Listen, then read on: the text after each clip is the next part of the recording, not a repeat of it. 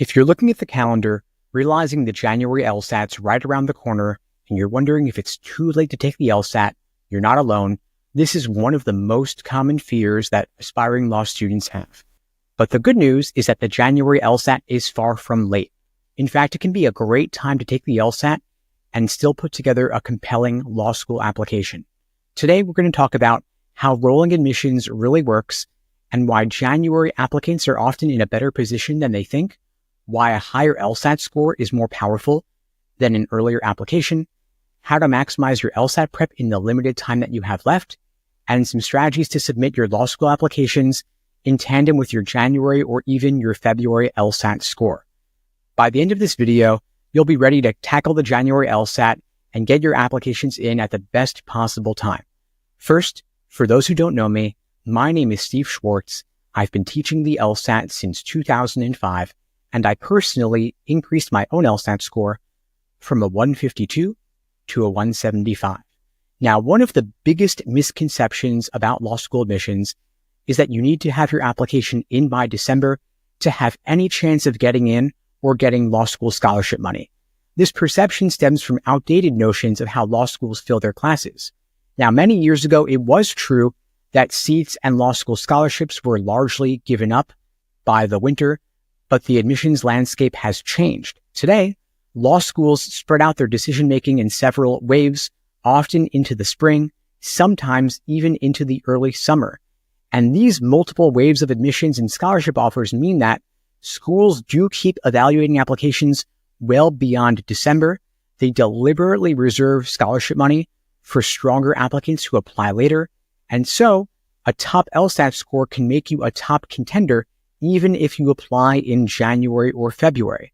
Remember that law schools need you. They want a robust, diverse pool of applicants, and they know that many students either retake the LSAT or choose a January or February LSAT test date to maximize their scores. If law schools only reviewed applications that were complete by December, they'd miss out on great applicants who test later. Now, while your application essays and your GPA matters, the LSAT score is still the number one factor in admissions. The biggest reason, of course, is pressure from the U.S. News Law School rankings. Law school admission officers are highly motivated to maintain or improve their spot in the rankings, and these rankings place a lot of emphasis on the median LSAT scores of their matriculating students. And so, law schools are working really hard to attract high LSAT applicants and give them significant scholarship money to secure their enrollment. And law schools have no incentive to care about when you apply. They only have incentive to care about the LSAT score that you apply with. And so, if you're on the fence between going through with a January LSAT take, giving yourself that additional prep time, or wishing you'd just taken it earlier and applying with a lower score, it's almost always better to aim for a higher score, even if it means applying a bit later. The January LSAT is not too late. Neither is the February LSAT. Now, let's imagine you scored a 160 on the November LSAT, but you suspect that with those additional couple of months of studying, you might be able to get that to a 165 or even a 170. It's well worth going for the retake. The difference in those scores, 160 versus 165 or 160 certainly versus 170, it's well worth the delayed application to apply with that higher score. That higher score can radically change your admissions chances and your odds of getting scholarship money. And so the hard truth is that admission officers are going to prefer a 165 or a 170 in January or February over a 160 submitted in November or December. The later application with the higher LSAT score is way more compelling. And so you want to think of rolling admissions like a series of mini acceptance cycles where you have an early wave in the fall to early winter, a mid wave in late winter, and then a later wave in the spring. So law schools will admit some well-qualified candidates who apply in September or October or November, but then once January and February LSAT scores come out, there's another wave of acceptances and scholarship offers. Then in the spring, schools do take some time to reevaluate their class sizes, and they're looking to fill any remaining seats with highly qualified candidates, even if they arrive late. In some cases, You can retake the LSAT in April or even in June to get more scholarship money or to get off a wait list. It's worth the retake. And if you're concerned about deadlines, you can reach out and ask admission officers, will they take results of the January LSAT, the February LSAT?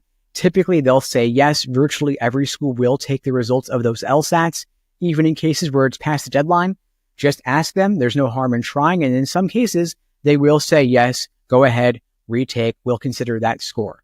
Now, even if you don't have a lot of time until your January LSAT retake or even a February LSAT retake, you can still make a lot of gains in just a couple of weeks if you use your study time strategically.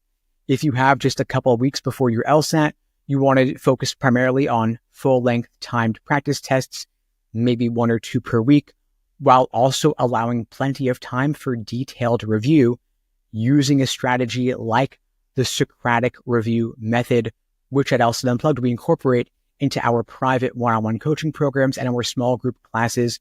We pair it with a personalized day-by-day study plan, laying out exactly what to do from now through your test date, whether you're taking the LSAT in January, February, April, or beyond.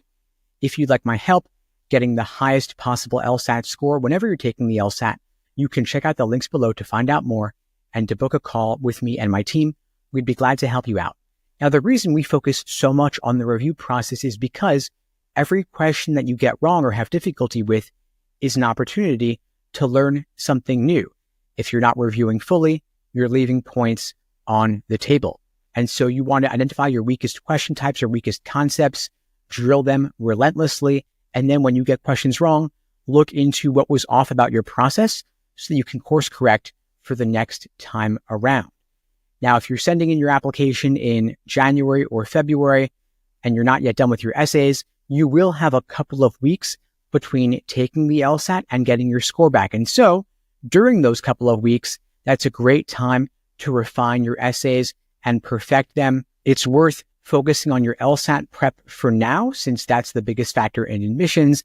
And then during that score wait, to distract yourself from thinking about the score, you could focus on your essays. Now, if you're not certain whether you'll be fully ready by January, it might be worth considering the February LSAT in addition or instead.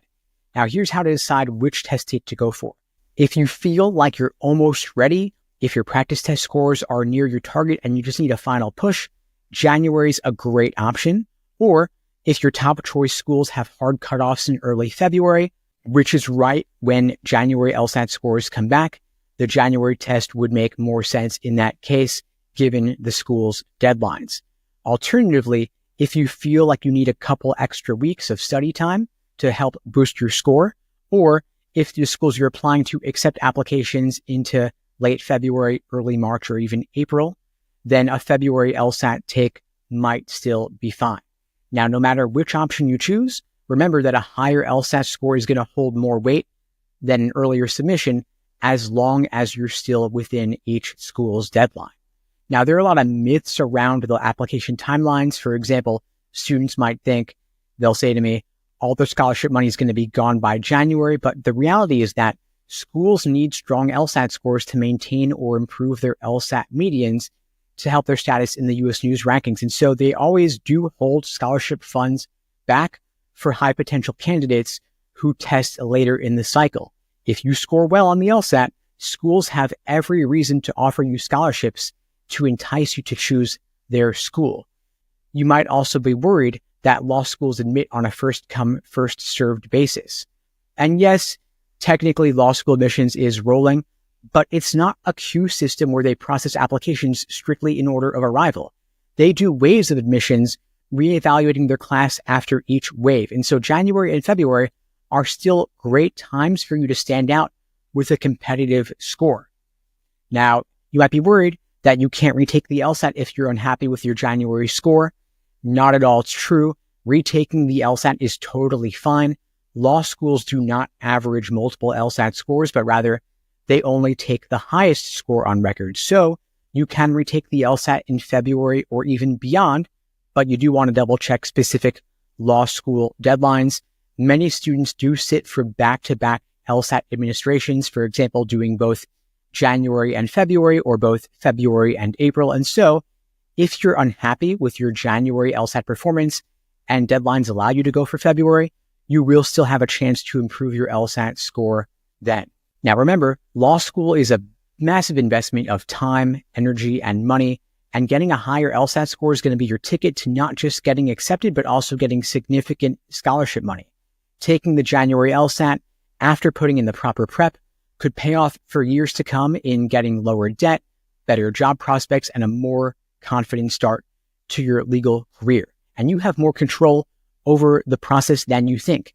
You have control over your LSAT study schedule and how you prep. You have control over the effort that you invest, and you have control over your mindset and your stress levels. Of course, you might not be able to control exactly when your dream school makes decisions or what they decide ultimately, but you do get to control how strong your application will be when it crosses their desk. Now, if you'd like my help getting the highest possible LSAT score, getting the best chances of getting in, and getting significant scholarship money, my team and I would be glad to help you out. You can check out the links below to find out more and to book a call with me and my team. We'd be glad to support you on your journey to 170 plus, regardless of whether you're taking the LSAT in January, February, April, or beyond. And remember, the January LSAT is not too late. Neither is February, by the way. In fact, this can be the perfect moment to stand out in the admissions cycle. If you'd like my help, links below. In the meantime, I wish you all the best and take care.